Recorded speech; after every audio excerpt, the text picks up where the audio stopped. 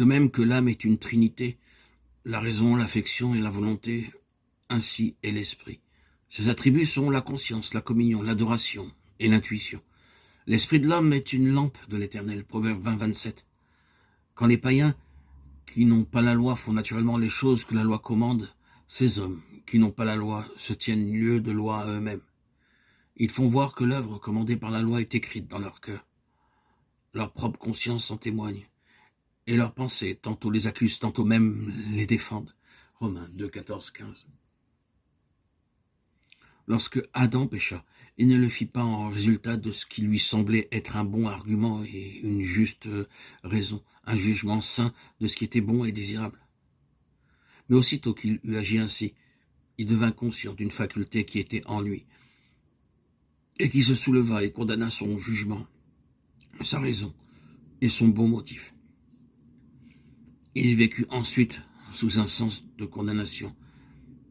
La conscience qui l'accusait et le poussa à s'excuser ne pouvait pas lui rendre la faveur de Dieu, mais elle garda pour toujours Dieu dans son être intérieur. C'est ainsi que vivre dans notre âme et être entièrement gouverné par elle, ce n'est pas avoir le repos et la vraie vie.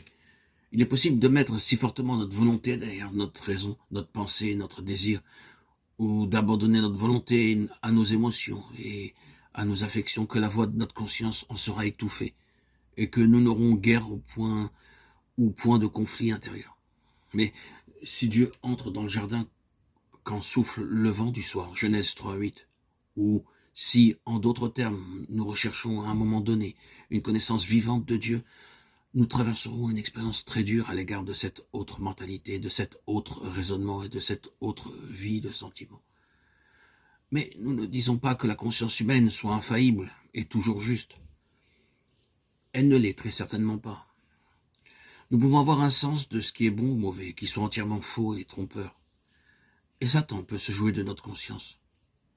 Nous disons simplement ce qu'est la conscience en tant qu'attribut de l'esprit, pour que la conscience accomplisse tout le dessein voulu par Dieu pour elle dans sa relation avec Dieu. Non seulement garder l'homme conscient lorsqu'il sort de son propre chemin, la conscience doit, comme l'esprit tout entier, être renouvelé en Dieu et uni au Saint-Esprit. Christ est le modèle parfait de Dieu pour la conscience. Et l'union avec Christ est la seule base de vie dans l'esprit.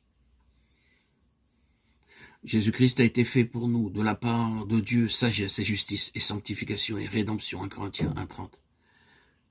Et lorsque nous avons reçu Christ par la foi et que désormais c'est devant Dieu ce qu'il est, lui, et non plus ce que nous sommes, alors nous trouvons le repos de nos âmes sous ce joug. Matthieu 11, 29. Car notre cœur est purifié des souillures d'une mauvaise conscience. Hébreux 10, 22. Avec l'esprit humain tout entier, la conscience doit être vivifiée d'en haut, ressuscitée, éclairée, ajustée et réunie.